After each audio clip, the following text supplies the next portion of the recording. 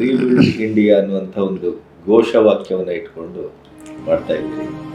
Free education ಅದರಲ್ಲಿ ಈ ಕಾಲದಲ್ಲಿ.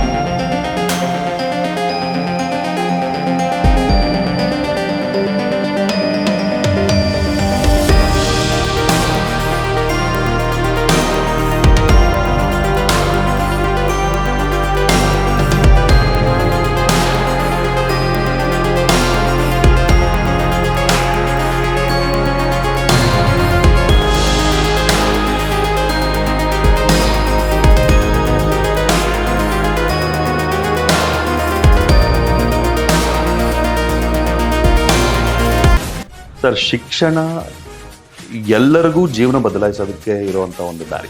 ಮತ್ತು ರೀಬಿಲ್ಡ್ ಇಂಡಿಯಾ ಅಂತ ಅನ್ನುವಂಥ ಕಲ್ಪನೆ ನಮ್ಮದಲ್ಲ, ವಿವೇಕಾನಂದರದ್ದು. ಬಡವರು ಅಂತಂದ್ರೆ ಏನು ಬರೀ ಕೊಟ್ಟಿದ್ದನ್ನೆಲ್ಲ ತಗೊಳ್ತಾರೆ ಅಂತ ಅನ್ನೋವಂಥವ್ರಲ್ಲ. ಯಾರ ಋಣದಲ್ಲೂ ಇರಬಾರ್ದು ಅನ್ನೋಂಥ ಅತಿ ಹೆಚ್ಚು ಪ್ರಜ್ಞೆ ಬಡವರಲ್ಲೇ ಇರೋದು. ಮಕ್ಕಳಲ್ಲಿ ವ್ಯಕ್ತಿತ್ವ ನಿರ್ಮಾಣ, ಚಾರಿತ್ರ್ಯ ನಿರ್ಮಾಣ ಇದೆಲ್ಲ ಆಗ್ತಾ ಹೋದರೆ ಮಾತ್ರ ರಾಷ್ಟ್ರ ನಿರ್ಮಾಣ ಸಾಧ್ಯ ಅನ್ನುವಂಥದ್ದು ನಿಶ್ಚಿತವಾಯಿತು. ಈ ಹಣ ಇರೋರಿಗೆ ಮಾತ್ರ ಸರಿಯಾದ ಶಿಕ್ಷಣ ಸಿಗುತ್ತೆ. ಕೆಳವರ್ಗದ ಜನಗಳಿಗೆ, ಮಧ್ಯಮ ವರ್ಗದ ಜನಗಳಿಗೆ, ಸಾಕಷ್ಟು ಸುಮಾರಾಗಿ ಒಂದು ಮಟ್ಟದ ಜೀವನ ನಡೆಸ್ತಾ ಇರುವಂಥ ಮಧ್ಯಮ ವರ್ಗದ ಜನಗಳಿಗೂ ಕೂಡ ಸರಿಯಾದ ಶಿಕ್ಷಣ ಸಿಗ್ತಾ ಇಲ್ಲ. ಬಡ ಮಕ್ಕಳಿಗೆ ನಾವು ಎಜುಕೇಷನ್ ಕೊಡ್ತೀವಿ ಅಂತ ಅಂದ್ಬಿಟ್ಟು ಅವರನ್ನು ಕೇವಲವಾಗಿ ನಡೆಸ್ಕೊಳ್ಬಾರ್ದು. ವ್ಯವಸ್ಥೆ ಸರಿಯಾಗಿರಬೇಕು. ಆ ವ್ಯವಸ್ಥೆಯನ್ನು ಕಟ್ಟಬೇಕು ಅಂತಂದರೆ ಹಣ ಬೇಕು. ಸೊ ನಮ್ಮ ತಂದೆಯವರು, ನಾವು, ನಮ್ಮ ಕುಟುಂಬದ ಏನೆಲ್ಲ ಸಣ್ಣ ಪುಟ್ಟ ಆಸ್ತಿಗಳನ್ನು ಮಾಡಿದ್ವೋ ಅದು ಎಲ್ಲದನ್ನ ಮಾರಿ ಈ ಶಾಲೆಯನ್ನು ಒಂದು ಮಟ್ಟಕ್ಕೆ ತಂದ್ವಿ.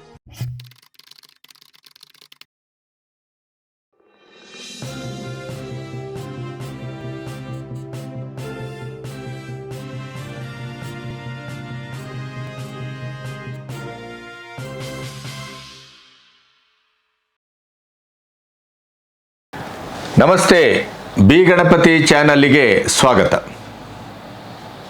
ಶಿಕ್ಷಣ ಮತ್ತು ಶಿಕ್ಷಣ ಸಂಸ್ಥೆ ಇವತ್ತು ವಾಣಿಜ್ಯೀಕೃತ ಮತ್ತು ವ್ಯಾಪಾರೀಕೃತವಾಗಿ ಕಲಿಯುವ ಪ್ರತಿಯೊಂದು ಮಕ್ಕಳಿಗೂ, ಹುಟ್ಟುವ ಪ್ರತಿಯೊಂದು ಕೂಸಿಗೂ ಇವತ್ತು ಒಂದು ಭಯಾನಕವಾದಂಥ ಭವಿಷ್ಯದ ನೆರಳಾಗಿ ಅದು ಕಾಡ್ತಾ ಇದೆ. ಅದರಲ್ಲೂ ಬೆಂಗಳೂರಿನಂಥ ಮಹಾನಗರದಲ್ಲಿ, ರಾಜಧಾನಿಯಲ್ಲಿ ಹುಟ್ಟಿದ ಮಗು ಇನ್ನು ಮುಂದೆ ಯಾವ್ಯಾವ ಶಿಕ್ಷಣವನ್ನು ಮಾಡಬೇಕು ಅನ್ನೋದರ ಬಗ್ಗೆ ಯೋಚನೆ ಮಾಡೋದರ ಸಂದರ್ಭದಲ್ಲೇ ಎಷ್ಟೋ ಜನ ಮಧ್ಯಮ ಮತ್ತು ಕೆಳಮಧ್ಯಮ ವರ್ಗದ ಪಾಲಕರು ಹೃದಯ ಸ್ತಂಭನಕ್ಕೆ ಒಳಗಾದ ಕಥೆಯನ್ನು ನಾವು ನೋಡಿದ್ದೇವೆ, ಕೇಳಿದ್ದೇವೆ. ಅಂಥ ಒಂದು ಭಯಾನಕವಾದಂಥ ಸ್ಥಿತಿ ಇವತ್ತು ನಮ್ಮ ಕಣ್ಣೆದುರಿದೆ. ಹಾಗಾಗಿಯೇ ಹಿಂದೂ ಸಮಾಜದಲ್ಲಿ ಬಹುತೇಕವಾಗಿ ಒಂದು ಮಕ್ಕಳನ್ನು ಹಡೆದು ಸಾಕುವುದೇ ನಮಗೆ ಸಾಹಸ ಅನ್ನುವ ಮಟ್ಟಕ್ಕೆ ಬಂದು ಮುಟ್ಟಿದೆ ವಾಸ್ತವ. ಇಂತಹ ಸಂದರ್ಭದಲ್ಲಿ ಬೆಂಗಳೂರಿನಂಥ ಮಹಾನಗರದಲ್ಲೇ ನರ್ಸರಿಯಿಂದ 10ನೇ ಕ್ಲಾಸಿನವರೆಗೆ ನೀವು ಬೆಂಗಳೂರಿನ ಯಾವುದೇ ಕಮರ್ಷಿಯಲ್ ಆದಂಥ, ವ್ಯಾವಹಾರಿಕವಾಗಿ ನಡೆಸಬಹುದಾದಂಥ, ಇಂಟರ್ನ್ಯಾಷನಲ್ ಸ್ಕೂಲಿನ ಸ್ಟ್ಯಾಂಡರ್ಡ್ಗೆ ಕಮ್ಮಿ ಇಲ್ಲದೆ ಇದ್ದಂಥ rebuild India, noble international school ಅನ್ನುವಂಥ ನಾಮದಲ್ಲಿ ಫ್ರೀಯಾಗಿ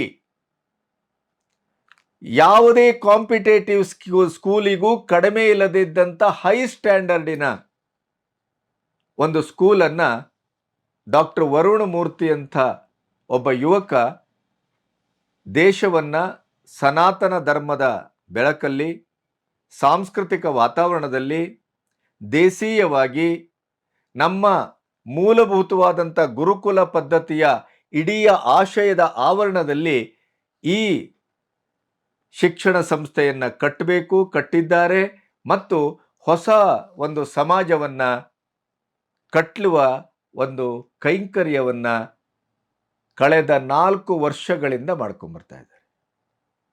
ಓದಿದ್ದು ಮೆಡಿಕಲ್ಲು, ಆದರೆ ಮೆಡಿಕಲ್ ಓದುವಾಗಲೇ ಈ ದೇಶದ ಒಟ್ಟು ವಾಸ್ತವಕ್ಕೆ ಎದುರಾಗಿ ನಾನು ಈ ಸಮಾಜದ ಒಂದು ಪುನರುತ್ಥಾನಕ್ಕೆ ಏನಾದರೂ ಒಂದು ಮಾಡಬೇಕು ಅಂತ ಹೊರಟಾಗ ಅವರಿಗೆ ಕೊನೆಗೂ ಅರ್ಥ ಆದದ್ದು ಅರಿವಿನ ಪ್ರಕ್ರಿಯೆ, ಶೈಕ್ಷಣಿಕ ಪ್ರಕ್ರಿಯೆ, ಬೆಳೆಯ ಸಿರಿ ಮೊಳಕೆಯಲ್ಲಿ. ಹಾಗಾಗಿ ನಮ್ಮಲ್ಲಿವತ್ತು ಏನಾದರೂ ಯುವ ಸಮುದಾಯದಲ್ಲಿ ಸಾಂಸ್ಕೃತಿಕ ಕ್ಷಯ ಕಾಣ್ತಾ ಇದೆ ಅಂತಾದರೆ ಅದು ಶೈಕ್ಷಣಿಕವಾದ ಪ್ರಕ್ರಿಯೆಯಲ್ಲಿ ಆಗ್ತಾ ಇರುವಂಥ ದೋಷ, ಮೋಸ, ದೇಶೀಯ ಶಿಕ್ಷಣದಿಂದ ಅವರನ್ನು ವಂಚನೆಗೊಳಿಸಿದ್ದು. ಈ ಎಲ್ಲ ಆಶಯದ ಹಿನ್ನೆಲೆಯಲ್ಲಿ ಇದೇ ಬೆಂಗಳೂರಿನ ಮಾರೇನಹಳ್ಳಿ ಬಂಡೆ ರೋಡಿನ ಸಮೀಪ ಅತ್ಯಂತ ಸುಂದರವಾದ, ಮೋಸ್ಟ್ ಮಾಡರ್ನ್ ಆದ, ಆದರೆ ಈ ದೇಶದ ಸಾಂಸ್ಕೃತಿಕ ಮತ್ತು ಸನಾತನ ಧರ್ಮದ ಬೆಳಕಿನಲ್ಲಿ ಈ ಶಿಕ್ಷಣ ಸಂಸ್ಥೆ ಬೆಳಗ್ತಾ ಇದೆ. ಬಡವರು, ಕೆಳವರ್ಗದವರು, ಅಶಕ್ತರು, ಈ ಸಮಾಜದ ಇಡೀಯದಾದಂಥ ಕೊನೆಯ ಸಾಲಿನ ಮಕ್ಕಳು ಎಲ್ಲರೂ ಇಲ್ಲಿ ಸುಖವಾಗಿ ಓದ್ತಾ ಇದ್ದಾರೆ. ಅಷ್ಟೇ ಅಲ್ಲ, ಈ ಸ್ಕೂಲನ್ನು ನೀವು ನೋಡಿದರೆ, ಮನಸ್ಸು ಮಾಡಿದರೆ ಎಂಥ ಮಾರ್ಗವೂ ಇಲ್ಲಿ ಸಿದ್ಧಿಸ್ತದೆ ಅನ್ನೋದಕ್ಕೆ ಡಾಕ್ಟರ್ ವರುಣಮೂರ್ತಿ ಮತ್ತು ಅವರ ಕುಟುಂಬ ಇಡೀ ದೇಶಕ್ಕಾಗಿ, ಸಮಾಜಕ್ಕಾಗಿ ತಮ್ಮ ಎಲ್ಲ ದುಡಿಮೆಯ ಮೌಲ್ಯವನ್ನೂ ಫಲವನ್ನೂ ಧಾರೆ ಎರೆದು ಅತ್ಯಪೂರ್ವವಾದಂಥ ಒಂದು ಸ್ಕೂಲನ್ನು ಕಟ್ಟಿ ನಡೆಸ್ತಾ ಇದ್ದಾರೆ. ನನಗಿದು ಹೇಗೆ ಗೊತ್ತಾಯಿತು ಅಂತ ನೀವು ಕೇಳಿದರೆ, ಮಂಗಳೂರು ಏರ್ಪೋರ್ಟಿನಲ್ಲಿ ನನ್ನ ವಿಡಿಯೋವನ್ನು, ನನ್ನ ಚಾನಲನ್ನು ನಿರಂತರವಾಗಿ ನೋಡುವ ಕುಮುದ ಅನ್ನುವಂಥ ಒಬ್ಬರು ಅಭಿಮಾನಿ ನನಗೆ ಅಲ್ಲಿ ದಂಪತಿ ಸಮೇತ ಸಿಕ್ಕಿದ್ರು. ಅಲ್ಲಿ ಅವರು ನನ್ನನ್ನು ಮಾತಾಡ್ತಾ ಇಂಥ ಒಂದು ಅಪೂರ್ವದ ಪ್ರಯತ್ನವನ್ನು ಡಾಕ್ಟರ್ ವರುಣಮೂರ್ತಿ ಅನ್ನುವಂಥ ಯುವಕ ಮಾಡ್ತಾ ಇದ್ದಾನೆ, ದಯವಿಟ್ಟು ನೀವು ಗಮನಿಸಬೇಕು ಅಂತಂದರು. ಸ್ವಯಂ ಪ್ರೇರಣೆಯಿಂದ ನಾನು ಅಲ್ಲಿಗೆ ಹೋದೆ.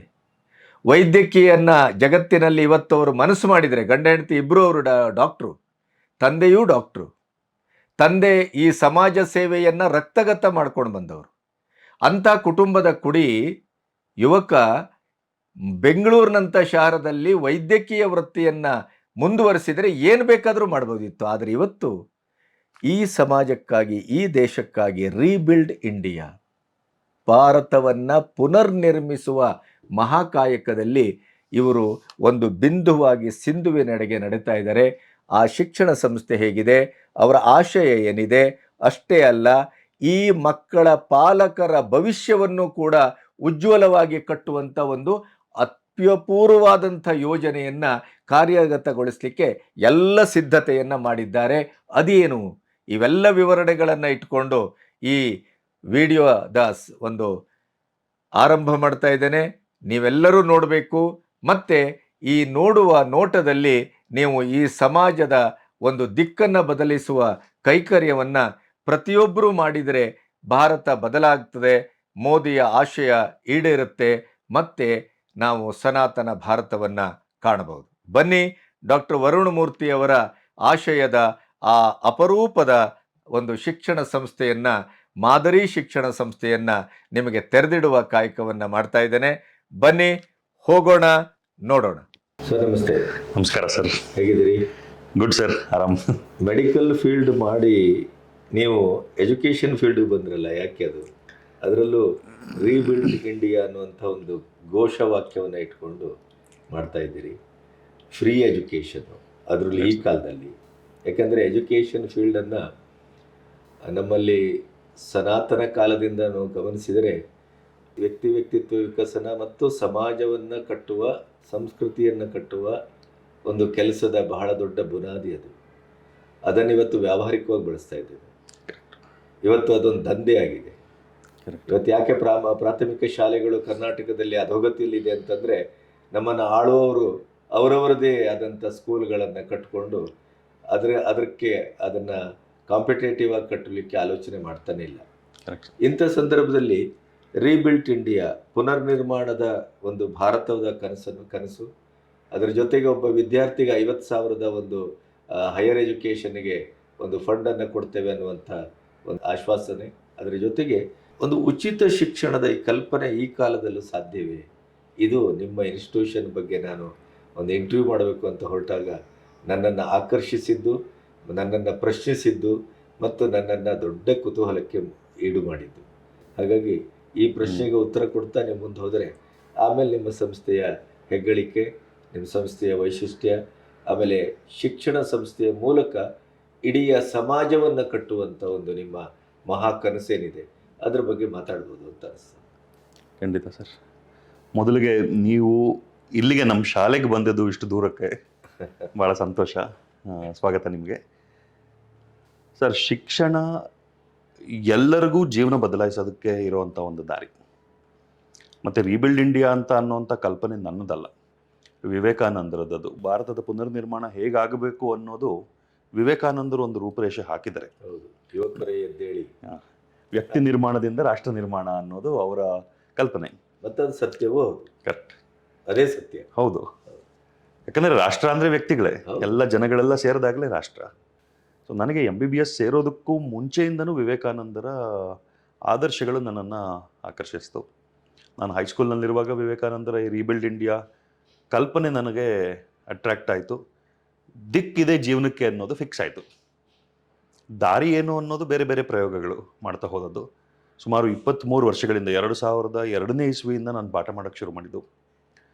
ಪಾಠ ಮಾಡ್ತಾ ಮಾಡ್ತಾ ನನಗೆ ಖಂಡಿತವಾಗಲೂ ನಿಶ್ಚಯವಾದದ್ದು ಏನಂತಂದರೆ, ರಾಷ್ಟ್ರ ನಿರ್ಮಾಣದ ಕೆಲಸಕ್ಕೆ ಮಕ್ಕಳಲ್ಲಿ ವ್ಯಕ್ತಿತ್ವ ನಿರ್ಮಾಣ, ಚಾರಿತ್ರ್ಯ ನಿರ್ಮಾಣ ಇದೆಲ್ಲ ಆಗ್ತಾ ಹೋದರೆ ಮಾತ್ರ ರಾಷ್ಟ್ರ ನಿರ್ಮಾಣ ಸಾಧ್ಯ ಅನ್ನೋವಂಥದ್ದು ನಿಶ್ಚಿತವಾಯಿತು.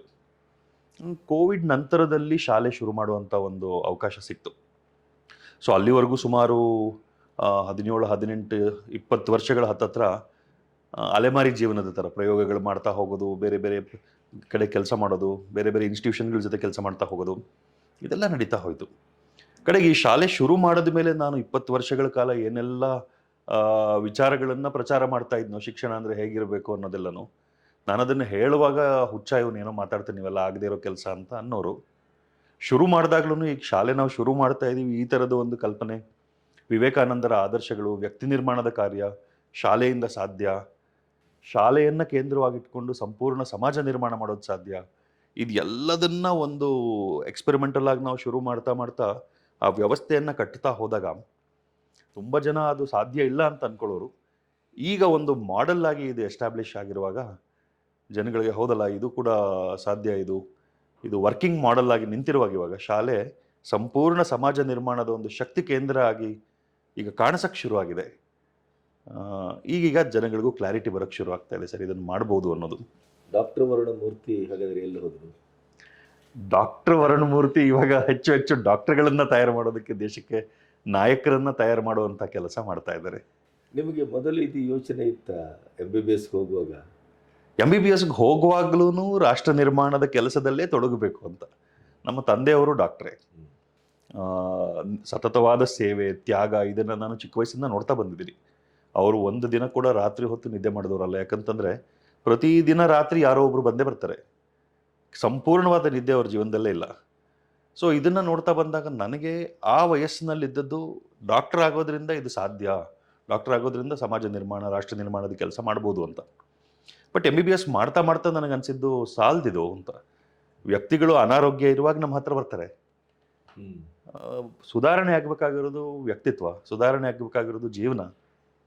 ಅನಾರೋಗ್ಯದಲ್ಲಿ ವ್ಯಕ್ತಿಗಳು ಬಂದಾಗ ಜೀವನದ ವಿಷಯ ಮಾತಾಡೋದು, ಬೇರೆ ಸುಧಾರಣೆ ಬಗ್ಗೆ ಮಾತಾಡೋದಕ್ಕೆ ಅವಕಾಶ ಕಡಿಮೆ. So education is the only way. ದಾರಿ ಅಂದರೆ ಶಿಕ್ಷಣದ ಮುಖಾಂತರನೇ ರಾಷ್ಟ್ರ ನಿರ್ಮಾಣ ಆಗಬೇಕು. ಮತ್ತು ಸರಿಯಾದ ಶಿಕ್ಷಣ ಎಲ್ಲರಿಗೂ ಸಿಗಬೇಕು. ಬರೀ ಹಣ ಇರೋರಿಗೆ ಮಾತ್ರ ಸರಿಯಾದ ಶಿಕ್ಷಣ ಸಿಗುತ್ತೆ. ಕೆಳವರ್ಗದ ಜನಗಳಿಗೆ, ಮಧ್ಯಮ ವರ್ಗದ ಜನಗಳಿಗೆ, ಸಾಕಷ್ಟು ಸುಮಾರಾಗಿ ಒಂದು ಮಟ್ಟದ ಜೀವನ ನಡೆಸ್ತಾ ಇರುವಂಥ ಮಧ್ಯಮ ವರ್ಗದ ಜನಗಳಿಗೂ ಕೂಡ ಸರಿಯಾದ ಶಿಕ್ಷಣ ಸಿಗ್ತಾ ಇಲ್ಲ. ಬರೀ ಏನೋ ಒಂದು ವಿದ್ಯಾಭ್ಯಾಸ ಮುಗಿಸು, ಜಾಬ್ ಹುಡುಕು, ಎಷ್ಟು ಜನಕ್ಕೆ ಅಂತ ಜಾಬ್ ಸಿಗೋದಕ್ಕೆ ಸಾಧ್ಯ ಇದೆ ಸರ್? ಸೊ ಕೆಳವರ್ಗದ ಜನಗಳಿಗೂ ಶ್ರೀಮಂತರ ಮಕ್ಕಳು ತುಂಬ ಪ್ರತಿಷ್ಠಿತವಾಗಿ ಜೀವನದಲ್ಲಿ ಎಸ್ಟಾಬ್ಲಿಷ್ ಆಗಿರೋಂಥವ್ರ ಮಕ್ಕಳಿಗೆ ಯಾವ ಥರದ ಎಜುಕೇಷನ್ ಸಿಗುತ್ತೋ ಆ ಥರದ ಎಜುಕೇಷನ್ ಸಿಗಬೇಕು. ತುಂಬ ಸಾಧಾರಣ ಜನಗಳಿಗೆ ಜೀವನ ಮಾಡೋದಕ್ಕೆ ಕಷ್ಟ ಇರುವಾಗ, ಕನಸುಗಳು ಎಜುಕೇಷನ್ ಮೇಲೆ ಅವ್ರ ಪ್ರಯತ್ನ ಮಾಡ್ತಾ ಇರುವಾಗ, ಎಜುಕೇಷನ್ ಸರಿಯಾಗಿಲ್ಲ ಅಂದರೆ ಸಮಾಜದಲ್ಲಿ ಫ್ರಸ್ಟ್ರೇಷನ್ ಆಗುತ್ತೆ. ವಿದ್ಯಾಭ್ಯಾಸ ಆಯಿತು, ಆ ವಿದ್ಯಾಭ್ಯಾಸದ ಆಧಾರದ ಮೇಲೆ ಅವ್ರಿಗೆ ಉದ್ಯೋಗ ಸಿಗೋದಿಲ್ಲ, ಜೀವನ ಮಾಡೋಕ್ಕಾಗ್ತಿಲ್ಲ, ಫ್ರಸ್ಟ್ರೇಷನ್. ನನ್ನ ಪ್ರಕಾರ ಸರಿಯಾಗಿ ಇಲ್ಲದೆ ಇರೋ ಶಿಕ್ಷಣನೇ ರಾಷ್ಟ್ರದ ಎಲ್ಲ ಸಮಸ್ಯೆಗಳಿಗೂ ಮೂಲ ಕಾರಣ. ಇದನ್ನು ನಾವು ಸರಿ ಮಾಡಿಬಿಟ್ರೆ ಒಂದು 20, 30, 1-2 ಜನರೇಷನ್ನಲ್ಲಿ ರಾಷ್ಟ್ರ ಮತ್ತೆ ಪುನರುತ್ಥಾನ ಆಗುತ್ತೆ ಅನ್ನೋದು ನನ್ನ ಆಳವಾದ ವಿಶ್ವಾಸ ಸರ್. ಈ ಶಿಕ್ಷಣವನ್ನು ಉಚಿತವಾಗಿ ಕೊಡಬೇಕು ಅನ್ನುವಂಥ ನೆಲೆಯಲ್ಲಿ ಅದು ಹೇಗೆ ಸಾಧ್ಯ ಆಗುತ್ತೆ? ನಿಮ್ಮ ಕಾರ್ಯಾಚರಣೆಯ ವಿಧಿವಿಧಾನ ಏನು ಸರ್? ಈಗ ಒಂದು ಅದನ್ನು ಹೇಳೋದಕ್ಕೂ ಮುಂಚೆ ಯಾಕಿದು ಫ್ರೀಯಾಗಿ ಆಗಬೇಕು ಅನ್ನೋದನ್ನ ಜಸ್ಟಿಫಿಕೇಶನ್ ಕೊಡ್ತೀನಿ ಸರ್. ನಮ್ಮ ವ್ಯವಸ್ಥೆ ಒಳಗಡೆ ರಾಷ್ಟ್ರ ನಿರ್ಮಾಣದ ಕಾರ್ಯ ಆಗಬೇಕು ಅಂತಂದರೆ 6 ಅಂಶಗಳಲ್ಲಿ ಮಕ್ಕಳನ್ನು ನಾವು ಡೆವಲಪ್ ಮಾಡಲೇಬೇಕು. ಮೊದಲನೇದು ಚಾರಿತ್ರ್ಯ, ಕ್ಯಾರೆಕ್ಟರ್ ಭಾಳ ಸ್ಟ್ರಾಂಗ್ ಇರಬೇಕು ಮಕ್ಕಳಿಗೆ. ಪರ್ಸನಾಲಿಟಿ ಡೆವಲಪ್ಮೆಂಟ್ ಆಗಬೇಕು. ಹಲವಾರು ವಿಚಾರಗಳ ಬಗ್ಗೆ ನಾಲೆಡ್ಜ್ ಡೆವಲಪ್ ಆಗಬೇಕು. ಟೆಕ್ಸ್ಟ್ ಬುಕ್ಕಲ್ಲಿ ಏನಿದೆ ಅಷ್ಟು ಸಾಲದು, ಆಲ್ರೆಡಿ ಔಟ್ಡೇಟೆಡ್, ಸಿಲೆಬಸ್ ಎಲ್ಲ ಔಟ್ಡೇಟೆಡ್. ಉಪಯೋಗಕ್ಕೆ ಬರದೇ ಇರುವಂಥ ಸಿಲೆಬಸ್ ಇಟ್ಕೊಂಡು ಅವರು ಅಧ್ಯಯನ ಮಾಡ್ತಾ ಇದ್ರೆ ಏನು ಪ್ರಯೋಜನ ಆಗೋದಿಲ್ಲ. ಮತ್ತು ಸ್ಕಿಲ್ಸ್ ಡೆವಲಪ್ ಆಗಬೇಕು, ಲೀಡರ್ಶಿಪ್ ಡೆವಲಪ್ ಆಗಬೇಕು, ನಾಯಕರಾಗಬೇಕಲ್ಲ, ನಾಯಕತ್ವ ಡೆವಲಪ್ ಆಗಬೇಕು, ಉದ್ಯಮಿಕತೆ ಆಂಟರ್ಪ್ರಿನರ್ಶಿಪ್ ಡೆವಲಪ್ ಆಗಬೇಕು. ಇದೆಲ್ಲದನ್ನು ನಾವು 5 ಲಕ್ಷ 6 ಲಕ್ಷ 10 ಲಕ್ಷ ಚಾರ್ಜ್ ಮಾಡುವಂಥ ಶಾಲೆಗಳಲ್ಲಿ ನಾವು ಮಾಡಿದ್ರೆ ನಡೀತಾ ಇದೆ, ಇದೆಲ್ಲ ನಡೆಯುತ್ತೆ. ತಿಳುವಳಿಕೆ ಇರುವಂಥವರು, ವಿದ್ಯಾವಂತರು ಇದು ಬೇಕಪ್ಪ ನಮ್ಮ ಮಕ್ಕಳ ಜೀವನಕ್ಕೆ ಒಳ್ಳೇದಾಗುತ್ತೆ ಅಂತ ಅದನ್ನು ತಗೊತಾರೆ. ಆದರೆ ಕೆಳವರ್ಗದ ಜನಗಳಿಗೆ ಭಯ ಜಾಸ್ತಿ, ಸಾಮಾನ್ಯ ಜನರಿಗೆ ಭಯ ಜಾಸ್ತಿ. ತಮ್ಮ ಸುತ್ತಮುತ್ತ ಇರೋರೆಲ್ಲ ಏನು ಮಾಡ್ತಾರೆ ಅದನ್ನೇ ಮಾಡಬೇಕು ಅನ್ನೋದು. ನಾವು ಸಾಮಾನ್ಯ ಜನಗಳಿಗೆ ಕೇಟರ್ ಮಾಡುವಂಥ ಒಂದು ಶಾಲೆ ಮಾಡಿ ಈ ಥರ ಒಂದು ಅವ್ರಿಗೆ ಎಕ್ಸ್ಪೋಜರೇ ಇಲ್ಲದೆ ಇರುವಂಥ ಒಂದು ಶಿಕ್ಷಣ ವ್ಯವಸ್ಥೆ ತಂದರೆ ಜನಗಳಿಗೆ ಭಯ ಆಗುತ್ತೆ. ಭಯ ಆದಾಗ ಅವ್ರು ಮತ್ತೆ ಬಿಟ್ಟು ಇನ್ನೊಂದು ರೆಗ್ಯುಲರ್ ಶಾಲೆಗಳಿಗೆ ಹೋಗಿ ಮತ್ತೆ ಅದೇ ರೊಟೇಷನಲ್ಲಿ ಕೂತ್ಬಿಡ್ತಾರೆ. ಫ್ರೀ ಎಜುಕೇಷನ್ ಅಂತ ನಾವು ಅವರನ್ನು ಮಾಡಿದಾಗ ಏನೋ ಒಂದು ಕೊಟ್ಟಾಗ ಅದಕ್ಕೇನೋ ವಾಪಸ್ ಕೊಡಬೇಕು ಅನ್ನೋಂಥ ಪ್ರಜ್ಞೆ ಎಲ್ಲರಿಗೂ ಇದೆ ಸರ್. ಯಾವುದೂ ಫ್ರೀ ಅಲ್ಲ ಅನ್ನೋದು ಎಲ್ರಿಗೂ ಗೊತ್ತಿದೆ.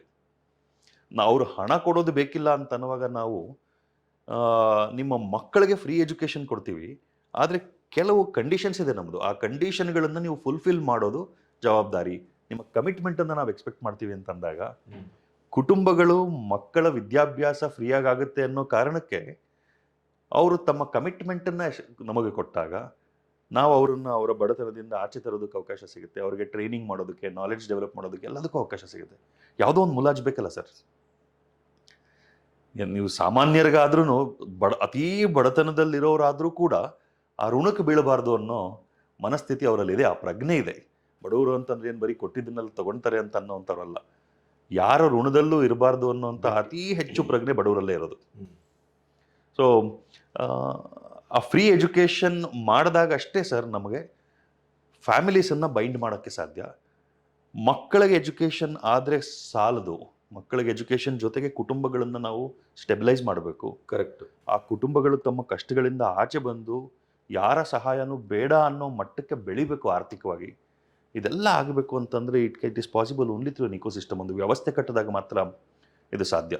ಶಾಲೆ ಫ್ರೀಯಾಗಿ ಮಾಡ್ತೀವಿ, ಮಕ್ಕಳು ಬರ್ತಾರೆ, ಎಜುಕೇಷನ್ ಕೊಟ್ಬಿಟ್ವಿ, ಅವ್ರ ಜೀವನ ಸುಧಾರಣೆ ಆಯಿತು. ಆಗಿಲ್ವಲ್ಲ ಸರ್, ಇಷ್ಟು ವರ್ಷದಲ್ಲಿ ಬೇಕಾದಷ್ಟು ಫ್ರೀಯಾಗಿ ನಡೀತಿದೆಯಲ್ಲ. ಸರ್ಕಾರ ಮಾಡೋದಲ್ದಲ್ಲೇ ಪ್ರೈವೇಟ್ ಆಗೂ ಬೇರೆಯವ್ರು ಮಾಡ್ತಾ ಇದ್ದಾರೆ. ಬಟ್ ಯಾಕೆ ಸುಧಾರಣೆ ಆಗ್ತಾ ಇಲ್ಲ ಜನಗಳ ಜೀವನ? ಪೀಸ್ ಬೈ ಪೀಸ್ ನೋಡ್ತಾ ಇದ್ದೀವಿ ಪ್ರಾಬ್ಲಮನ್ನು. ಇಡೀ ಸಮಸ್ಯೆಯನ್ನು ಒಟ್ಟಾರೆಯಾಗಿ ನೋಡಿ ನಾವು ಹೋಲಿಸ್ಟಿಕ್ ಅಪ್ರೋಚಲ್ಲಿ ಡೀಲ್ ಮಾಡಬೇಕು ಪ್ರಾಬ್ಲಮ್ಸನ್ನು. ನೀವು ಹೇಗೆ ಮಾಡ್ತೀರಿ? ಈಗ ಮಕ್ಕಳಿಗೆ ಉಚಿತ ಶಿಕ್ಷಣ ಅಂದರೆ ಕೇವಲ 4 ಗೋಡೆಗಳ ಮಧ್ಯೆ ಫೀಸ್ ತಗೊಳ್ದೇನೆ ಶಿಕ್ಷಣ ಕೊಡುವಂಥದ್ದು ಅನ್ನುವಂಥದ್ದು ಒಂದು ಸಾರ್ವತ್ರಿಕ ಮತ್ತು ಸಾಮಾನ್ಯ ಪರಿಕಲ್ಪನೆ. ಬಟ್ ಇಲ್ಲ, ಅದೆಲ್ಲ ಕಾಣುತ್ತೆ. ಇದಕ್ಕಿಂತ ಬೇರೆ ರೀತಿಯ ಒಂದು ಸಾಧ್ಯತೆಗಳನ್ನು ನೀವು ಹುಟ್ಟಾಕಿದ್ರಿ.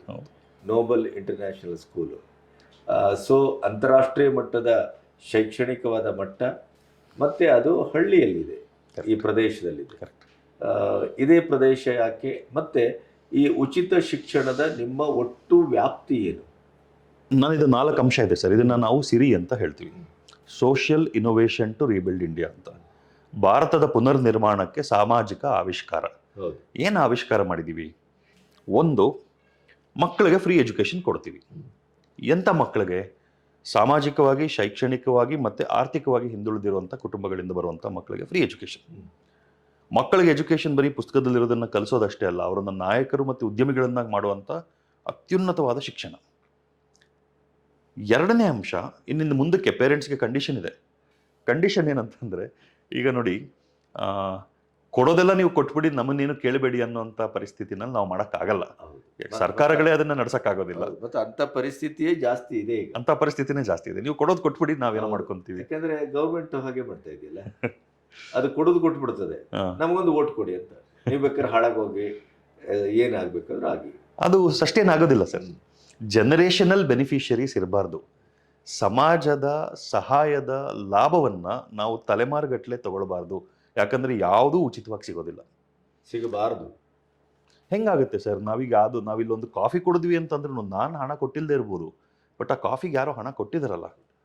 ಸೊ ಎಲ್ಲದೂ ಹಣದಿಂದನೇ ಬರುತ್ತೆ. ಆದರೆ ನೀವು ಹಣ ಕೊಡೋದು ಬೇಡ ಅಂತನ್ನುವಾಗ ನನ್ನ ಕಂಡೀಷನ್ ಏನು? ನಾವು ಕೊಡುವಂಥ ಟ್ರೈನಿಂಗನ್ನು ನೀವು ತಗೊಳ್ಬೇಕು. ಏನು ಟ್ರೈನಿಂಗ್ ಕೊಡ್ತೀವಿ? ಅವರ ಅಭ್ಯಾಸಗಳನ್ನು ಸರಿ ಮಾಡುವಂಥ ಟ್ರೈನಿಂಗ್ ಕೊಡ್ತೀವಿ. ಅವರ ಧೋರಣೆಗಳು, ಆ್ಯಟಿಟ್ಯೂಡನ್ನು ಸರಿ ಮಾಡುವಂಥ ಟ್ರೈನಿಂಗು. ಮೈಂಡ್ಸೆಟ್, ಮಾನಸಿಕತೆಯನ್ನು ತಿದ್ದುವಂಥ ಟ್ರೈನಿಂಗು. ಸೊ ಮೊದಲನೇ ಹಂತ 4 ಅಂಶಗಳಿದೆ ಸರ್ ಇದರಲ್ಲಿ. ಮಕ್ಕಳಿಗೆ ಫ್ರೀ ಎಜುಕೇಷನ್. ಎರಡನೇದು, ಆ ಮಕ್ಕಳ ಕುಟುಂಬಕ್ಕೆ ಬಡತನದಿಂದ ಆಚೆ ಬಂದು ಆರ್ಥಿಕವಾಗಿ ಸ್ಟೇಬಲ್ ಆಗೋದಕ್ಕೆ ಬೇಕಾಗಿರುವಂಥ ಟ್ರೈನಿಂಗ್ ಮತ್ತು ಸಪೋರ್ಟ್ ಸಿಸ್ಟಮ್. ಸೊ ನೀವು ನೋಡಬೇಕು, ನಮ್ಮ ಶಾಲೆಯಲ್ಲಿ ಭಾನುವಾರದ ಹೊತ್ತು 8:15 ನೀವು ಬಂದರೆ 8:15 8:00ವರೆಗೆ ಮಕ್ಕಳಿಗಿಂತ ಜಾಸ್ತಿ ಅರ್ಜೆಂಟಲ್ಲಿ ಪೇರೆಂಟ್ಸ್ ಓಡ್ಬರ್ತಾ ಇರ್ತಾರೆ. ಕ್ಲಾಸ್ ಇರುತ್ತೆ ಅವ್ರಿಗೆ. ಪ್ರತಿ ಆಲ್ಟರ್ನೇಟ್ ಭಾನುವಾರ, ಒಂದು ಭಾನುವಾರ ಬಿಟ್ಟು ಒಂದು ಭಾನುವಾರ 3 ಗಂಟೆಗಳನ್ನು ಅವ್ರು ಕೊಡಬೇಕು. ಅವ್ರಿಗೆ ಟ್ರೈನಿಂಗ್ ಆಗುತ್ತೆ. 3ನೇ ಹಂತಕ್ಕೆ ಇದೇ ಕುಟುಂಬಗಳನ್ನು ನಾವು ಜೋಡಿಸ್ಕೊಂಡು ಇವರುಗಳನ್ನೇ ಉದ್ಯಮಿಗಳನ್ನಾಗಿ ತಯಾರು ಮಾಡೋದಕ್ಕೆ ಬೇಕಾಗಿರುವಂಥ ತರಬೇತಿ ನಡೀತಾ ಇದೆ. ಸೊ ಒಬ್ಬ ಉದ್ಯಮಿ ಆಗಬೇಕು ಅಂತಂದ್ರೆ ಏನು? ಹೊರಗಿನ ಸಮಾಜದಲ್ಲಿ ಹೋಗಿ ಯಾರ ಹತ್ರ ಬೇಕಾದರೂ ಮಾತಾಡುವಂಥ ಶಕ್ತಿ ಇರಬೇಕು, ಭಯ ಇರಬಾರ್ದು, ನಮಗೆ ಅನಿಸಿದ್ದನ್ನು ಹೇಳುವಂಥ ಧೈರ್ಯ ಬರಬೇಕು. ಸೊ ಇದೇ ಜನಗಳು ಹೊರಗಡೆ ಹೋಗ್ತಾರೆ. ಪರಿಸರ ಮಿತ್ರ ಅಂತ ನಮ್ಮದೊಂದು ಇನಿಷಿಯೇಟಿವ್ ಇದೆ. ಮನೆ ಮನೆಗೂ ಹೋಗಿ ಅವ್ರ ಹತ್ರ ಮಾತಾಡಿ ಅವ್ರ ಮನೆ ಮುಂದೆ ಗಿಡ ನೆಟ್ಟು ಬರುವಂಥ ಕಾರ್ಯಕ್ರಮ. ಇನ್ನು 4ನೇ ಅಂಶ ಏನಂತಂದರೆ, ಈ ಸಿರಿ ಇನಿಷಿಯೇಟಿವ್ನಲ್ಲಿ ಇದೇ ಕುಟುಂಬಗಳು ಸಮಾಜ ನಿರ್ಮಾಣದ ಕೇಂದ್ರಗಳಾಗಬೇಕು. ಅವರವ್ರದೇ ಸಮಾಜದಲ್ಲಿ, ಅಂದರೆ ಅವ್ರ ಮನೆಯನ್ನೇ ಸಮಾಜ ನಿರ್ಮಾಣದ ಕೇಂದ್ರ ಮಾಡಬೇಕು. ಅವ್ರ ಮನೆಯಲ್ಲೇ ಅಮ್ಮಂದರು 11:30 12 ಗಂಟೆ, ಈಗ ಹಳೆ ಕಾಲದಲ್ಲಿ ನಮ್ಮ ಅಜ್ಜಿಯೆಲ್ಲ ಕೆಲಸ ಮುಗಿಸಿದ ಮೇಲೆ ಎಲ್ಲ ಹೆಂಗಸರು ಕೂತ್ಕೊಂಡು ಯಾರ್ದೋ ಮನೆ ಜಗ್ಲಿನಲ್ಲಿ ಅವ್ರದೆಲ್ಲ ಒಂದಷ್ಟು ಕಾನ್ವರ್ಸೇಷನ್ಗಳು ನಡೀತಾ ಇತ್ತು. ಸುದ್ದಿ ಹೇಳೋದು ಆಗ್ತಿತ್ತು ಅವಾಗ. ಇವಾಗ ಇವರೆಲ್ಲ ಒಟ್ಟಿಗೆ ಸೇರಿ ನಮ್ಮ ಮಕ್ಕಳ ಪೋಷಕರು ಯಾರಿದ್ದಾರೆ ಅವ್ರ ಮನೆಯಲ್ಲೇ ಸುತ್ತಮುತ್ತ ಇರೋ ಒಂದು 10-15 ಜನ ಅಮ್ಮಂದರು ಸೇರಿ ಯೋಗ ಮಾಡ್ತಾರೆ. ಮತ್ತು ಭಾನುವಾರದ ಹೊತ್ತು ಬಾಲ ಸಂಸ್ಕಾರ ಕೇಂದ್ರ ನಡೆಸ್ತಾರೆ. ಸುತ್ತಮುತ್ತ ಇರೋ ಮಕ್ಕಳನ್ನ ಸೇರಿಸ್ಕೊಂಡು ಕತೆ ಹೇಳೋದು, ಆಟ ಆಡಿಸೋದು, ಭಗವದ್ಗೀತೆ ಶ್ಲೋಕಗಳನ್ನು ಹೇಳ್ಕೊಡೋದು, ಕೆಲವು ಶ್ಲೋಕಗಳು ಹೇಳ್ಕೊಡೋದು, ಇದೆಲ್ಲ ಮಾಡ್ತಾ ಹೋಗೋದು. ಸೊ ಈ 4 ಹಂತದಲ್ಲಾಗುವಾಗ, ಈಗ ನೋಡಿ, ಮಕ್ಕಳಿಗೆ ಫ್ರೀ ಎಜುಕೇಷನ್ ಕೊಡ್ತೀವಿ, ಆದರೆ ಕೆಲವು ಕಂಡೀಷನ್ಸ್ ಇದೆ. ಕಂಡೀಷನ್ಗೆ ಒಪ್ಪಿದ್ರೆ ಮಾತ್ರ ನಾವು ಕೊಡ್ತೀವಿ ಅಂತ ಹೇಳಿದಾಗ ನನಗೂ ಮುಂಚೆ ಭಯ ಆಯ್ತು, ಇದು ಒಪ್ತಾರ ಇಲ್ವೋ ಜನ ಅಂತ. ಯಾಕಂದ್ರೆ ಇದು ಪ್ರಯೋಗ ಇದು. ಹೌದು. ಬಟ್ ಅದ್ಭುತವಾಗಿ ಬದಲಾವಣೆ ಆಗ್ತಾ ಇದೆ. ಆರಂಭಿಕ ಹಂತ ಹೇಗಿತ್ತು ನಿಮ್ಮ ಈಗ ನೀವು ಇದನ್ನ ಸಂಸ್ಥೆಯನ್ನ ಕಟ್ಟಿ ಒಂದಿಷ್ಟು ಕಾಲ ಮುಂದೆ ಬಂದಿದ್ದೀರಿ. ಅದರ ಆರಂಭದಲ್ಲಿ ನಿಮ್ಮ ಕನಸನ್ನ ಈ ಪ್ರದೇಶದಲ್ಲಿ ಬಿತ್ತಲಿಕ್ಕೆ ಹೊರಟಾಗ ಹೇಗೆ ಇತ್ತು ರಿಯಾಕ್ಷನ್ಸ್? ಸರ್, ನನಗೆ ಅನುಭವಕ್ಕೆ ಬಂದಿರುವಂಥ ಒಂದು ವಿಚಾರ ಅಂತಂದರೆ, ನೀವೇನೋ ಮಾಡಬೇಕು ಅಂತ ಹೊರಟಾಗ ಯಾರೂ ಸಹಾಯ ಮಾಡೋದಿಲ್ಲ. ನೀವು ಮಾಡಿ ನಿಲ್ಲಿಸಿದಾಗ ಮಾತ್ರ ಅದನ್ನು ಗಮನಿಸಕ್ಕೆ ಶುರು ಮಾಡ್ತಾರೆ. ಅದು ಸಕ್ಸಸ್ ಆದರೆ ಗಮನಿಸಕ್ಕೆ ಶುರು ಮಾಡ್ತಾರೆ. ನಮಗೆ ಇದರಿಂದ ಏನೋ ಲಾಭ ಇದೆ ಅಂತ ಅನ್ನಿಸಿದಾಗ ಮಾತ್ರ ಅದರಲ್ಲಿ ಜೋಡಿಸ್ಕೊಳಕ್ಕೆ ಶುರು ಮಾಡ್ತಾರೆ. ಸೊ ಇದನ್ನು ನಾವು ಈ ಶಾಲೆಯನ್ನು ನಾವು ಶುರು ಮಾಡಿದಾಗಿಂದನೂ ಆವಾಗಿದು ಭಾಳ ಇನ್ಫ್ರಾಸ್ಟ್ರಕ್ಚರ್ ವೈಸ್ ಆಗಲಿ ಅಥವಾ ಫೆಸಿಲಿಟೀಸ್ ವೈಸ್ ಆಗಲಿ ಇಂಪ್ರೂವ್ ಮಾಡಬೇಕಿತ್ತು. ಬಡ ಮಕ್ಕಳಿಗೆ ನಾವು ಎಜುಕೇಷನ್ ಕೊಡ್ತೀವಿ ಅಂತ ಅಂದ್ಬಿಟ್ಟು ಅವರನ್ನು ಕೇವಲವಾಗಿ ನಡೆಸ್ಕೊಳ್ಬಾರ್ದು. ವ್ಯವಸ್ಥೆ ಸರಿಯಾಗಿರಬೇಕು. ಆ ವ್ಯವಸ್ಥೆಯನ್ನು ಕಟ್ಟಬೇಕು ಅಂತಂದರೆ ಹಣ ಬೇಕು. ಸೊ ನಮ್ಮ ತಂದೆಯವರು, ನಾವು, ನಮ್ಮ ಕುಟುಂಬದ ಏನೆಲ್ಲ ಸಣ್ಣ ಪುಟ್ಟ ಆಸ್ತಿಗಳನ್ನು ಮಾಡಿದ್ವೋ ಅದು ಎಲ್ಲದನ್ನು ಮಾರಿ ಈ ಶಾಲೆಯನ್ನು ಒಂದು ಮಟ್ಟಕ್ಕೆ ತಂದ್ವಿ. ಬೇಸಿಕ್ ಇನ್ಫ್ರಾಸ್ಟ್ರಕ್ಚರ್ ಡೆವಲಪ್ಮೆಂಟ್ ಆಯಿತು. ಇದು ಮೊದಲೇನಿತ್ತು? ಇದು ಒಂದು ಶಾಲೆನೇ ಇತ್ತು. ಒಂದು ಗ್ರೌಂಡ್ ಫ್ಲೋರ್ ಮತ್ತು ಫಸ್ಟ್ ಫ್ಲೋರ್ ಇತ್ತು. ನಾವು ತೊಗೊಂಡಾಗ ಆಲ್ಮೋಸ್ಟ್ ಅದನ್ನು ಸ್ವಲ್ಪ ಕೋವಿಡಿಂದ ಭಾಳ ಹೊಡೆತಕ್ಕೆ ಬಿದ್ದಿತ್ತು. ಅದನ್ನು ರಿವೈವ್ ಮಾಡಿ ಇನ್ಫ್ರಾಸ್ಟ್ರಕ್ಚರ್ ಫರ್ದರ್ ಡೆವಲಪ್ ಮಾಡಿ ಮಾಡೋದಕ್ಕಾಯ್ತು. ಇನ್ನು ಇದನ್ನು ನಾನೇನೋ ಹೇಳ್ತೀನಿ, ಇದು ಚೆನ್ನಾಗಿರುತ್ತೆ ಕೇಳೋದಕ್ಕೆ, ಹಿಂಗೆ ಮಾಡಬೇಕು ಅಂತ. ಮಾಡೋರು ಯಾರು? ಎಲ್ಲ ಕ್ಲಾಸಲ್ಲೂ ನಾನೇ ಪಾಠ ಮಾಡೋಕ್ಕಾಗೋದಿಲ್ಲ. ಸೊ ನಮ್ಮ ಟೀಚರ್ಸ್ ಬೇಕು, ಯಾರು ಇದಕ್ಕೆ ರೆಡಿಮೇಡ್ ಆಗಿ ಸಿಗೋದಿಲ್ಲ ನಿಮಗೆ ಟೀಚರ್ಸ್. ಈ ಥರದ್ದನ್ನು ಮಾಡೋದಕ್ಕೆ ಯಾರು ಸಿಗೋದಿಲ್ಲ. ಎಲ್ಲ ಮಾಮೂಲಿ ವ್ಯವಸ್ಥೆಯಿಂದಲೇ ಬಂದಿರುವಂಥವ್ರು. ಅವ್ರುಗಳನ್ನ ಟ್ರೈನ್ ಮಾಡಬೇಕು, ಅಲೈನ್ ಮಾಡಬೇಕು. ಫಾರ್ಚುನೇಟ್ಲಿ ನನ್ನ ಟೀಚರ್ಸು, ನನ್ನ ಸ್ಟಾಫ್ ನನಗೆ ಒಳ್ಳೆ ಸಪೋರ್ಟ್ ಮಾಡ್ತಾರೆ, ಕಲಿತಾರೆ. They are constantly learning. ಕಳೆದ ವರ್ಷ ನಾವು ಇದನ್ನು ಸಂಪೂರ್ಣವಾಗಿ ಫ್ರೀ ಸ್ಕೂಲ್ ಅಂತ ಅನೌನ್ಸ್ ಮಾಡಿದ್ವಿ. ಕಂಡೀಷನ್ಸ್ ಹೇಳಿದ್ವಿ. ಸುಮಾರು ಜನ ಪೇರೆಂಟ್ಸ್ ನಮಗೆ ಬೇಕು ಅಂತಂದ್ರು, ಬಟ್ ಕಂಡೀಷನ್ಸ್ ನಾವು ಒಪ್ಪೋದಕ್ಕಾಗೋದಿಲ್ಲ ಅಂತಂದ್ರು. ಕಂಡೀಷನ್ಸ್ ಒಪ್ಪಿಲ್ಲ ಅಂದರೆ ನಾವು ಕೊಡೋಕ್ಕಾಗೋದಿಲ್ಲ ಅಂತ ನಾನು ಬಿಗಿ ಮಾಡಿದೆ. ನೀವು ಆಗಲಿಂದ ಕಂಡೀಷನ್ ಅಂತೀರಿ. ಏನು ಕಂಡೀಷನ್? ಇದೇ ಕಂಡೀಷನ್. ಆಲ್ಟರ್ನೇಟ್ ಸಂಡೇಸ್ ನೀವು ಬರಬೇಕು ಶಾಲೆಗೆ, ಬಂದು 3 ಗಂಟೆ ಟ್ರೈನಿಂಗ್ ಮಾಡಬೇಕು. ಈ ಭಾನುವಾರ ನೀವು ಟ್ರೈನಿಂಗ್ ಮಾಡಿದ್ರೆ ಇನ್ನು 15 ದಿನದ ನಂತರ ಬಂದಾಗ ಫೀಲ್ಡ್ ವರ್ಕ್. ಫೀಲ್ಡ್ ವರ್ಕ್ ಏನು? ಪರಿಸರ ಮಿತ್ರ. ಮನೆ ಮುಂದೆ ಒಂದೊಂದು ಗಿಡ ನೆಡೋದು, ಮನೆಗೊಂದು ಮರ. ಎಷ್ಟು ಗಿಡ ನೆಟ್ರಿ ಇಲ್ಲಿವರೆಗೆ? ಕಳೆದ ವರ್ಷದಲ್ಲಿ ಇದುವರೆಗೂ 1000ಕ್ಕೂ ಹೆಚ್ಚು ಗಿಡಗಳು ನೆಟ್ಟಿದ್ದೀವಿ. ಎಲ್ಲ ನಮ್ಮ ಪೋಷಕರು, ನಮ್ಮ ಟೀಚರ್ಸ್ ನೆಟ್ಟಿರೋದು. ಇದೆಲ್ಲ ಓಪನ್ ಫೀಲ್ಡಲ್ಲ, ಮನೆ ಮುಂದೆ. ಅವರ ಕಮಿಟ್ಮೆಂಟ್ ಹೇಗಿದೆ ಈಗ ನಿಮ್ಮ ಕಂಡೀಷನ್ಸ್? ಕಮಿಟ್ಮೆಂಟ್ ಇರಲೇಬೇಕು. ಯಾಕಂದ್ರೆ ಈಗ ನೋಡಿ, ನೀವು ಮಾಡಲೇಬೇಕು ಅಂತಂದಾಗ ಏನೋ ಸಿಗುತ್ತೆ ಅನ್ನೋ ಕಾರಣಕ್ಕೆ ಮಾಡ್ತೀವಿ ಅಂತ ಹೇಳೋದು ಒಂದು ವಿಷಯ. ನಾವು ಅದನ್ನ ಇನ್ನೂ ಬಿಗಿ ಮಾಡ್ತೀವಿ. ಅವರ ಕಮಿಟ್ಮೆಂಟನ್ನು ನಾವು ಮೆಜರ್ ಮಾಡೋದು ಪೆನಾಲ್ಟಿಗಳ ಆಧಾರದ ಮೇಲೆ. ನೀವು ಮಾಡೋದನ್ನ ಮಾಡಿಲ್ಲ ಅಂತ ಆದರೆ ನಿಮಗೆ ಪೆನಾಲ್ಟಿ ಆಗುತ್ತೆ, ಹಣದ ಪೆನಾಲ್ಟಿ ಆಗುತ್ತೆ. ಆಯಿತು ಅಂತಂತಾರೆ, ಮತ್ತೆ ನಾವು ಅವ್ರ ಹಿಂದೆ ಬಿದ್ದು ಪೆನಾಲ್ಟಿ ಕಟ್ಟಿ ಅಂತ ಹೇಳೋಕ್ಕಾಗೋದಿಲ್ಲ. ಸೊ ನಾವೇನು ಮಾಡ್ತೀವಿ, 1 ಟೈಮ್ ಕಮಿಟ್ಮೆಂಟ್ ಡೆಪಾಸಿಟ್ ಕಟ್ಟಿ ನೀವು ಅಂತ, ರಿಫಂಡೇಬಲ್. 10ನೇ ಕ್ಲಾಸ್ ಮುಗಿದ್ಮೇಲೆ ಆ ಡೆಪಾಸಿಟ್ ನಿಮ್ಗೆ ಅಷ್ಟು ವಾಪಸ್ ಕೊಡ್ತೀವಿ. ನೀವು ಪ್ರತಿ ಸಲ ನೀವು ಅದಕ್ಕೆ 8 ಕಾಲಕ್ಕೆ ಬಂದಾಗ ಓಡ್ ಬರ್ತಿರ್ತಾರೆ ಅಂತ ಹೇಳಿದ್ನಲ್ಲ, 8:15 ಆಗಿ 8:31 ಆಯಿತು ಅಂತಂದ್ರೆ ಗಡಿಯಾರ, 500 ರೂಪಾಯಿ ದಂಡ. ಮಕ್ಕಳು ಬರುವಾಗ? ಮಕ್ಕಳಲ್ಲ, ಪೇರೆಂಟ್ಸ್ಗೆ. ಮಕ್ಕಳಿಗೆ ನಾವು ಲೀನಿಯಂಟ್ ಆಗಿರ್ತೀವಿ, ಪೇರೆಂಟ್ಸ್ಗೆ ಓಡ್ ಬರ್ತಾರೆ. ಇನಿಷಿಯಲಿ ಬೈಕೊಳ್ಳೋರು ಅನ್ಸುತ್ತೆ, ಏನಪ್ಪ ಇದಕ್ಕೋಸ್ಕರ ಎಲ್ಲ ಮಕ್ಕಳಿಗೋಸ್ಕರ ಸಹಿಸ್ಕೊಂಬೋಣ ಅಂತ ಅನ್ಕೊಂಡಿರೋರು. ಬಟ್ ಇವಾಗ ಭಾಳ ಬದಲಾವಣೆ ಬಂದಿದೆ. ಸಾಕಷ್ಟು ಜನ ಅವರ ಚಟಗಳಿಂದ ಆಚೆ ಬಂದಿದ್ದಾರೆ. ಕುಟುಂಬಗಳಲ್ಲಿ ಸಾಮರಸ್ಯ ಹೆಚ್ಚಾಗಿದೆ. ಅವರ ನ್ಯೂಟ್ರಿಷನ್ ಇಂಪ್ರೂವ್ ಆಗಿದೆ. ಎಕ್ಸಸೈಸ್ ಮಾಡ್ತಾರೆ, ಯೋಗ ಮಾಡ್ತಾರೆ, ಓದಕ್ಕೆ ಶುರು ಮಾಡ್ತಿದ್ದಾರೆ. ಈ ವರ್ಷ ಸಾಕಷ್ಟು ಜನ ಪೇರೆಂಟ್ಸ್ ಅವ್ರ ಎಜುಕೇಷನನ್ನು ಒಂದು ಹಂತ ಮುಂದಕ್ಕೆ ತೊಗೊಂಡು ಹೋಗ್ತಿದ್ದಾರೆ. ಸರ್, ನನಗೆ ಅರ್ಥ ಆಗಿದ್ದು ಒಂದೇನಂತಂದರೆ, ಇವರಿಗೆಲ್ಲ ಎಕ್ಸ್ಪೋಜರೇ ಸಿಕ್ಕಿಲ್ಲ ಸರ್. ಅವ್ರು ಓದಿರೋಂಥ ಶಾಲೆಗಳಲ್ಲಾಗಲಿ, ಅವ್ರ ಸುತ್ತಮುತ್ತಲಿನ ಸಮಾಜದಲ್ಲಾಗಲಿ ಕಲಿಸೋರು ಯಾರಿದ್ರು? ಉನ್ನತವಾದ ವಿಚಾರಗಳನ್ನು ಅವ್ರಿಗೆ ಎಕ್ಸ್ಪೋಸ್ ಮಾಡಿ ನಿಮಗೂ ಸಾಧ್ಯ ಅಂತ ಹೇಳೋರೇ ಇಲ್ಲ ಸರ್. ಸೊ ಈ ಥರ ಜನಗಳ ಸಂಪರ್ಕನೇ ಇಲ್ಲದೆ ಇರುವಂಥ ಸಾಕಷ್ಟು ಜನ ಶ್ರೀಮಂತರು ಏನು ಅನ್ಕೊಂತಾರೆ, ಬಡವ್ರಿಗೆಲ್ಲ ನೀವು ಹೇಳಿದ್ರೆ ಅರ್ಥ ಆಗಲ್ಲ ರೀ, ಅವ್ರಿಗೆಲ್ಲ ಗೊತ್ತಾಗಲ್ಲ, ತಿಳುವಳಿಕೆ ಇರೋದಿಲ್ಲ. ನೀನು ಕೆಲಸ ಮಾಡಪ್ಪ ಅವ್ರ ಜೊತೆಗೆ. ದಿನಗಳಲ್ಲಿ ಬಡವರು ಕನಸುಗಳು ತುಂಬ ಕಾಸ್ಟ್ಲಿ ಆಗಿದೆ, ಕನಸುಗಳು ದುಬಾರಿ, ಅದರಿಂದ ಕನಸು ಕಾಣೋದೇ ಅಗತ್ಯ ಇಲ್ವೇನೋ ಅನ್ನೋ ಹಂತಕ್ಕೂ ಬಂದಾಗ ಕಾಣುತ್ತೆ. ಸಪೋರ್ಟ್ ಬೇಕಲ್ಲ ಸರ್. ಎಲ್ಲರೂ ಈಗ ನನಗೆ ಗಮನಿಸಿರೋದು 2 ವಿಷಯ ಸರ್. ಒಂದು, ಬಡವರನ್ನ ಬಿಕಾರಿಗಳ ಥರ ನೋಡ್ತಾರೆ, ಭಿಕ್ಷೆ ಹಾಕ್ತಾರೆ. ಈಗೇನೋ ಒಂದು ನೀವು 2,000 ಕೊಡ್ತಿದ್ದೀರಲ್ಲ, ಅದರಲ್ಲಿ ಜೀವನ ನಡೆಯುತ್ತಾ ಸರ್? 2,000ದಲ್ಲಿ ನೀನು ಸಾಯದೇ ಇರೋ ಥರ ಬದುಕಿರಪ್ಪ ಅನ್ನೋದಕ್ಕೆ ಆಗ್ಬೋದಷ್ಟೆ. ನೀನು ಅನ್ನ ತಿನ್ನು, ಬದುಕು, ಸಾಯೋದಿಲ್ಲ ನೀನು ಅಂತ. ಬದುಕು ಕಟ್ಕೊಳ್ಳೋಕೆ ಏನಾಗುತ್ತೆ? ಬದುಕು ಕಟ್ಕೊಳ್ಳೋದಕ್ಕೆ ಒಂದು ವ್ಯವಸ್ಥೆ ಬೇಕು. ಆ ವ್ಯವಸ್ಥೆಯಲ್ಲಿ ನನ್ನ ಕೊರತೆಗಳನ್ನು ಮೀರೋದಕ್ಕೆ ಗೈಡೆನ್ಸ್ ಬೇಕು. ಆ ಗೈಡೆನ್ಸ್ ಯಾರು ಕೊಡ್ತಾರೆ? ಎಲ್ಲ ಗೈಡೆನ್ಸ್ಗೂ ದುಡ್ಡು ಕೊಡಬೇಕಲ್ಲ ಸರ್. ನೀವು ಯಾರೋ ಒಬ್ಬ ಎಕ್ಸ್ಪರ್ಟ್ ಹತ್ರ ಹೋಗಿ ಗೈಡೆನ್ಸ್ ಕೇಳಬೇಕು ಅಂತಂದರೆ ಸುಮ್ಮನೆ ಕೊಡ್ತಾನ ಗೈಡೆನ್ಸ್? ಕೊಡೋದಿಲ್ಲ. ಇವ್ರು ಹೋಗಿ ಕೇಳ್ತಾರ? ಕೇಳೋದು ಇಲ್ಲಲ್ಲ ಸರ್. ಪಕ್ಕದಲ್ಲೇ ಯಾವುದೋ ಒಂದು multi speciality, super speciality hospital ಇದ್ರೂ ಅವ್ರು ಹೋಗಿ ಡಾಕ್ಟರ್ ಅಲ್ಲೇ ನಡ್ಕೊಂಡು ಬರ್ತಿದ್ರು, ಅವ್ರ ಹತ್ರ ಹೋಗ್ಬಿಟ್ಟು ಏನೋ ಒಂದು ಅಡ್ವೈಸ್ ಕೇಳಕ್ಕೆ ಇವ್ರಿಗೆ ಧೈರ್ಯ ಮಾಡ್ತಾರ ಸರ್?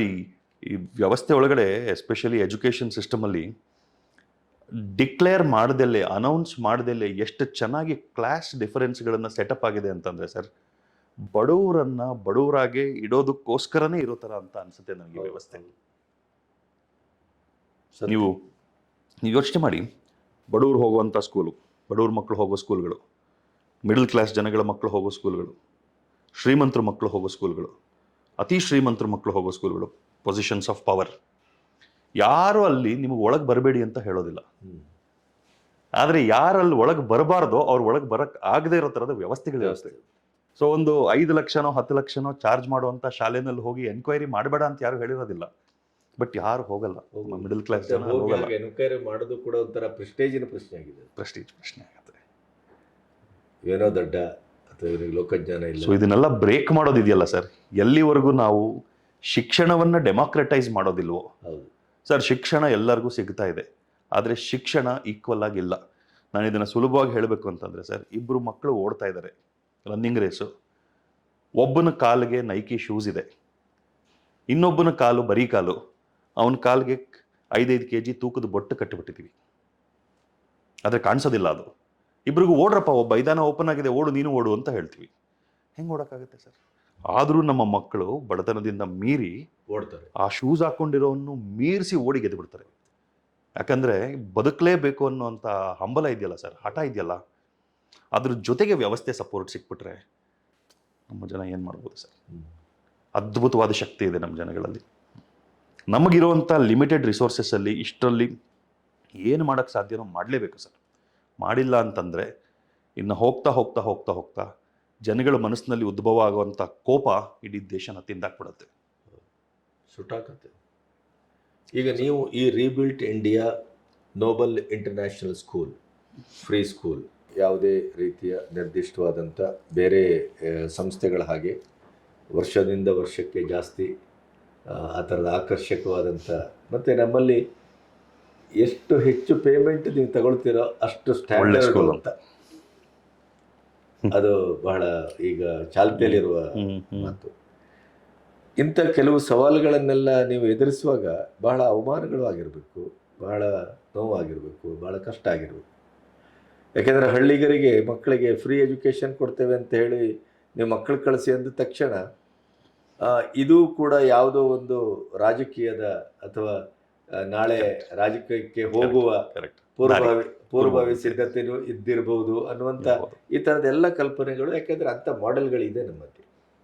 ಸೊ ಈ ಸ್ಕೂಲನ್ನು ಕಟ್ಟುವ ಹಿನ್ನೆಲೆಯಲ್ಲಿ ನೀವು ಇಲ್ಲಿವರೆಗೆ ಬಂದಿದ್ರಲ್ಲ, ಅದರ ಕಥನ ಏನು?